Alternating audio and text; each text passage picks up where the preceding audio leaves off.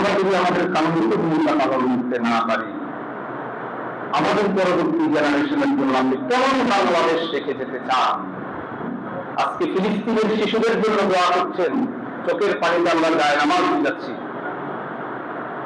আমার সন্তানরা ফিলিস্তিনের সন্তানদের মতো নিহত হবে না আধিপত্যবাদ বিরোধী শক্তির হাতে, আধিপত্যবাদী শক্তির হাতে তারা খুন হবে না, তার কোন নিশ্চয়তা আছে? আমরা যদি আমাদের কাঙ্ক্ষিত ভূমিকা পালন না করি, আমাদের পরবর্তী প্রজন্ম যদি ফিলিস্তিনের ভাগ্য পালন করে, কাশ্মীরের ভাগ্য যদি তারা পালন করেন, আরাকানের মুসলমানদের ভাগ্য যদি আমাদেরকে পালন করতে হয়, তাহলে কবরে থেকে কি আপনি শান্তিতে থাকতে পারবেন? তারা কি অভিশাপ দিবে না যে আমাদের পূর্বসূরীরা তাদের কাঙ্ক্ষিত ভূমিকা পালন করেনি বলেই আজকে আমাদের উপরে এই বিপদ চেপে এসেছে? সুতরাং আমাদের পরবর্তী জেনারেশনের জন্য সুন্দর একটি বাংলাদেশ, নিরাপদ একটি বাংলাদেশ আমরা রেখে যেতে চাই। যে দোয়া হযরত ইব্রাহিম আলাইহিস সালাম কাবার সামনে দাঁড়িয়ে বলছেন, রব্বি জাআল হাযা বালাদান আমিনা ওয়ারযুক আহলাহু মিনাস সামারাত মান আমানা মিনহুম বিল্লাহি ওয়াল ইয়াউমিল আখির। হে আল্লাহ, আমার সন্তানদের জন্য এই শহরকে নিরাপদ করে দিও, যারা পরকালের প্রতি বিশ্বাস রাখে, তোমার উপরে বিশ্বাস রাখে, তোমার পথে যারা চলে, তাদের জন্য তুমি রিজিককে উন্মুক্ত করে দিও, তাদেরকে তুমি লবণ রিজিকের অভাব আমাদের তুমি রাখবে না। এই দোয়া কে করে গেছে? ইব্রাহিম আলাইহিস সালাম। ইব্রাহিমের সন্তান হিসেবে আমরা ইব্রাহিমের বংশধর, সে সন্তান হিসেবে আমাদেরকে সেই দোয়া আল্লাহর কাছে করা দরকার, সেই চেষ্টা আমাদের করা দরকার, যেন আল্লাহ রাব্বুল আলামিন আমাদের জন্য একটি নিরাপদ বাংলাদেশ, আমাদের সন্তানদের জন্য একটি স্বনির্ভর বাংলাদেশ যেন আমরা রেখে দিতে চাই। আল্লাহ আমাদেরকে সেই তৌফিক দান করুন। ফিলিস্তিনের শিশুদের জন্য বাংলাদেশ জামাত ইসলামী একটি সাহায্য তহবিল গঠন করেছে। আপনাদের যাদের যা সামর্থ্য আছে, আমাদের সম্মানিত সভাপতির হাতে আপনারা ফিলিস্তিনি শিশুদের জন্য তাদের ওষুধের প্রয়োজন, তাদের কাপড়ের প্রয়োজন, তাদের খাবারের প্রয়োজন, সারা বাংলাদেশ থেকে মানবিক মুসলমান নিয়ে আসছে, আমরাও এগিয়ে যাবো ইনশাআল্লাহ।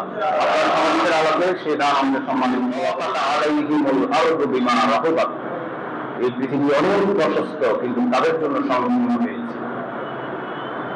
এই দেশে যে প্যাসিদার ছিল, মানুষের উপরে যে জুলুম করেছিল, মানব রচিত মতবাদের বিধান দিয়ে এই জাতিকে যেভাবে শোষণ করে যাচ্ছিল, এই পৃথিবী প্রশস্ত হওয়া সত্ত্বেও দিন দিন মুসলিমদের জন্য এই পৃথিবী কিন্তু অনেক সংকুচিত হয়ে আসছে। আল্লাহ তাআলা কোরআনে বলছেন, কুল ইয়া ইবাদিয়াল্লাযীনা আমানু ইন্না আরদাল্লাহি ওয়াসিআ। হে রাসূল, আমার বান্দাদেরকে বলে দিন, এই পৃথিবীর জমিন কিন্তু অনেক প্রশস্ত। এক জায়গায় গিয়ে যদি তোমরা আল্লাহ দাসত্ব করতে না পারো, এমন জায়গায় খুঁজে নাও যে জায়গায় দাঁড়িয়ে তোমরা নিজেদেরকে মহান রবের কাছে সুপর্দ করে দিতে পারবে, দাসত্বের শীল নত করে দিতে পারবে, আনুগত্যের শীল নত করে দিতে পারবে, সেই জায়গা তোমাদেরকে খুঁজে দিতে হবে। বিগত 16 বছর এই জমিনকে সংকুচিত করে রাখা হয়েছে। এই দেশের ছাত্র জনতার বিপ্লব, হাজারো মানুষের রক্তে আল্লাহ তাআলা এই ফ্যাসিবাদ থেকে মুক্ত করে দিয়ে এই জমিন আমাদের জন্য প্রশস্ত করে দিয়েছেন। আলহামদুলিল্লাহ। এই প্রশস্ত জমিন কিন্তু আমরা পেয়েছি। একজন ব্যক্তি যখন জমির মালিক হয়, তখন তার দায়িত্ব কি থাকে?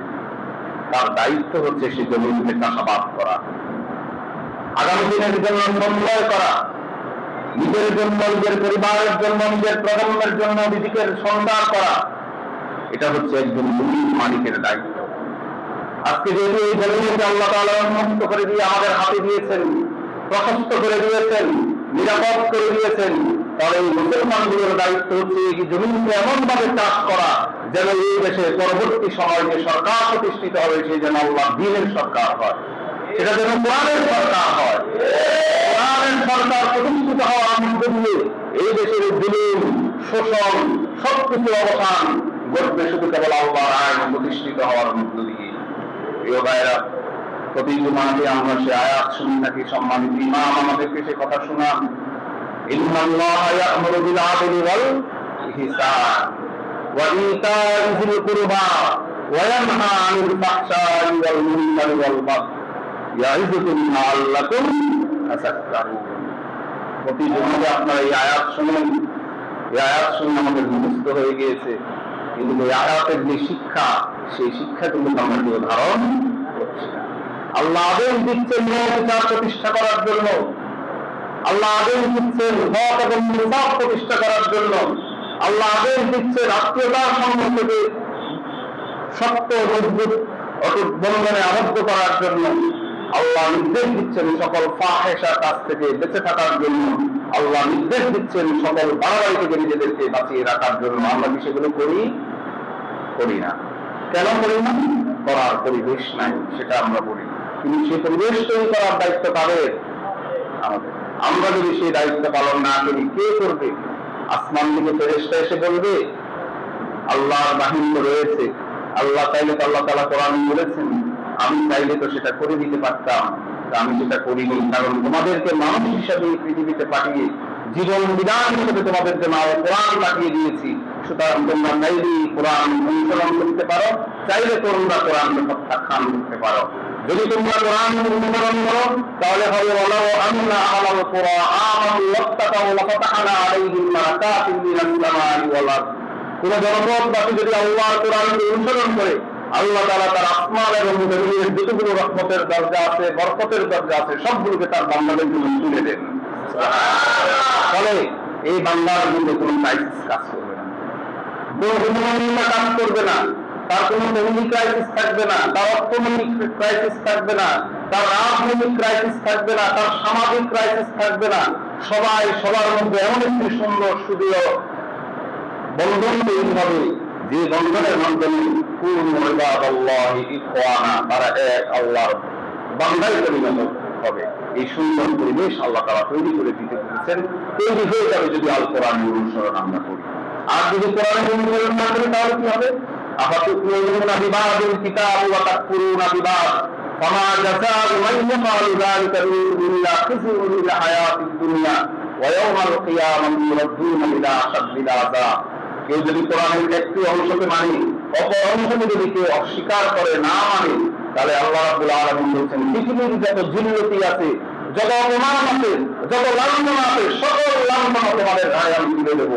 পরকালে তো আসার কঠিন আযাব সেটি তো রয়েছে। আজকে সারা দুনিয়ার মুসলমানদের অবস্থা দেখে আমরা কান্না করি। কাবার ইমাম বলেছেন, কান্না করে যদি সকল সমস্যার সমাধান হতো, কান্না করে যদি এই জুলুমের অবসান করা হতো, কান্না করে যদি তাহলে মুহাম্মদ রাসূলুল্লাহ সাল্লাল্লাহু আলাইহি ওয়াসাল্লামকে বদরের প্রান্তরে যেতে হতো না, উহুদের প্রান্তরে যেতে হতো না, তায়েফে যেতে হতো না, খুবাইব খাব্বাব বেলালদেরকে রক্ত দিতে হতো না। হতো? কারণ দিন প্রতিষ্ঠা দোয়া দিয়ে হবে না, দিন প্রতিষ্ঠা হবে আপনার আন্তরিকতা দিয়ে, দিন প্রতিষ্ঠা হবে আপনার ভূমিকা দিয়ে, দিন প্রতিষ্ঠা হবে বাতিলের বিরুদ্ধে রুখে দাঁড়িয়ে নারায়ে তাকবীর আল্লাহু আকবারের স্লোগান বলার মধ্য দিয়ে। সেই কাঙ্ক্ষিত ভূমিকা যদি মুসলমানরা পালন করতে না পারে, তাহলে শুধু হাত তুলে দোয়া, আল্লাহ তুমি আমাদেরকে জালেমের জুলুম থেকে বাঁচাও, এই দোয়া আল্লাহর আরশ পর্যন্ত পৌঁছাবে না। অবশ্যই পৌঁছাবে যদি আমরা কাঙ্ক্ষিত ভূমিকা পালন করে আল্লাহকে বলি যে আল্লাহ আমার সীমিত সামর্থ্য নিয়ে তোমার পথে নিয়ে এসেছি, তুমি আমাদেরকে সহযোগিতা করো। এই জন্য আল্লাহ কোরআনে বলছেন ফাত্তাকুল্লাহা মাসতাতাতুম ওয়াসমাউ ওয়া আতিউ আনফুসাকুম। তোমরা আল্লাহকে ভয় করো তোমাদের সক্ষমতার ব্যাপারে, শোনার ব্যাপারে, আনুগত্য করার ব্যাপারে। আমাদের কি সক্ষমতা আছে? আমাদের অনেক সক্ষমতা আছে, যে সক্ষমতা দিয়ে আমরা জুলুমের অবসান ঘটাতে পারি, যে সক্ষমতা দিয়ে আমরা ন্যায়ের পক্ষে দাঁড়াতে পারি, যে সক্ষমতা দিয়ে আমরা আল্লাহর আইন এবং মধ্যদের শাসনের পক্ষে আওয়াজ তুলতে পারি, সেই সক্ষমতাকে যদি আমরা ব্যবহার না করি, তাহলে হাসরের দিন একজন আসামি হিসাবে আল্লাহর সামনে আমাদেরকে দাঁড়াতে হবে। প্রিয় ভাইরা, আমি আপনাদের প্রতি অনুরোধ জানাচ্ছি, আমাদের প্রিয় সংগঠন বাংলাদেশ জামাত ইসলামী এই জনপদে আল্লাহর আইন কায়েম করতে চায়। যে কোরআন আল্লাহ নাযিল করে বলছেন ওয়ানাজ্জিলু মিনাল কোরআন মা হুয়া শিফাউ ওয়া রাহমাতুল লিল মুমিনিন, আমি কোরআন অবতীর্ণ করে দিলাম তোমাদের মুক্তির স্মারক হিসাবে। যারা এই কোরআনকে অনুসরণ করবে সে সকল মুমিনদের প্রতি আল্লাহ তাআলা দয়া করবেন। আল্লাহর মুক্তির স্মারক হিসেবে আমাদের জন্য কোরআন নাযিল করেছেন। আমরা এই সমাজে কোরআন প্রতিষ্ঠা করতে চাই।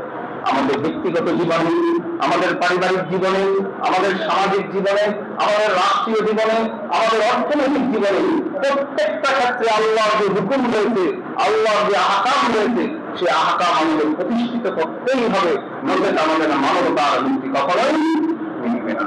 প্রিয় ভাইরা, মানব রচিত মতবাদ দিয়ে মানুষকে শোষণ করা যায়, ন্যায় এবং ইনসাফ প্রতিষ্ঠা করা যায় না। ন্যায় এবং ইনসাফ প্রতিষ্ঠা করতে হলে অবশ্যই আল্লাহর আইন প্রয়োজন। আমরা যে কাজটি করে যাচ্ছি সে কাজের প্রতি আপনাদের সমর্থন চাচ্ছি। আপনারা স্বতঃস্ফূর্তভাবে আন্দোলনে শরীক থাকবেন। প্রত্যেকটি মুসলমানকে আল্লাহ রাব্বুল আলামিন ইসলামী আন্দোলন তথা কোরআন প্রতিষ্ঠার আন্দোলনে শরীক থাকাকে তিনি ফরজ করে দিয়েছেন। তিনি বলছেন, ইয়া আইয়ুহাল্লাযীনা আমানু, ইয়া আইয়ুহাল্লাযীনা আমানু, হে ঈমানদারগণ, হাল আদুল্লুকুম আলা তিজারাতিন তুনজিকুম মিন আযাবিন আলীম, আমি কি তোমাদেরকে এমন একটি ব্যবসার সংবাদ দেব না যা তোমাদেরকে জাহান্নামের আগুন থেকে বাঁচাবে? সেটি হচ্ছে তু'মিনুনা বিল্লাহি ওয়া রাসূলিহি ওয়া তুজাহিদুনা ফি সাবিলিল্লাহি বিআমওয়ালিকুম ওয়া আনফুসিকুম যালিকুম খায়রুল লাকুম ইন কুনতুম তা'লামুন। আল্লাহর প্রতি ঈমান আনা, আল্লাহর রাসূলের প্রতি ঈমান আনা এবং জিহাদ ফি সাবিলিল্লাহর কাজে নিজের জীবন এবং সম্পদ ব্যয় করা, এটি হচ্ছে তোমাদের জন্য কল্যাণ যদি তোমরা একটু উপলব্ধি করতে পারো। আমি আপনাদেরকে আজকে দাওয়াত দিয়ে যাচ্ছি কোরআন মাহফিলের এই মাসে আসুন আমরা শপথ গ্রহণ করি, এই সমাজে আমরা কোরআনকে প্রতিষ্ঠিত করবো ইনশাআল্লাহ। বাংলাদেশে আমরা বহু সরকার দেখেছি, ৫৩ বছরের বাংলাদেশে আমরা মানব রচিত মতবাদকে দিয়ে জনগণকে শাসন করতে দেখেছি, কিন্তু আমরা ওই জনগণবাসীকে মুক্ত করতে পারিনি শোষণের হাত থেকে, শোষণের নাশ থেকে আমরা এদেরকে মুক্ত করতে পারিনি। এ থেকে মুক্ত করতে হলে একমাত্র প্রয়োজন কার বিধান? এই জন্য বাংলাদেশ জামাত ইসলামী একটি সুযোগ পেয়েছে, এই দেশের জনগণ একটি সুযোগ পেয়েছে, নিজের মত প্রকাশের একটি সুযোগ পেয়েছেন। আজ থেকে কয়েক মাস আগেও এরকম পরিবেশের কল্পনাও আমরা করতে রক্ত দিয়ে জীবন দিয়ে যে পরিবেশ আমরা তৈরি করেছি সেই পরিবেশ যেন বেহাত না হয়, সেটি যেন নষ্ট না হয়, সেটি পরিবেশের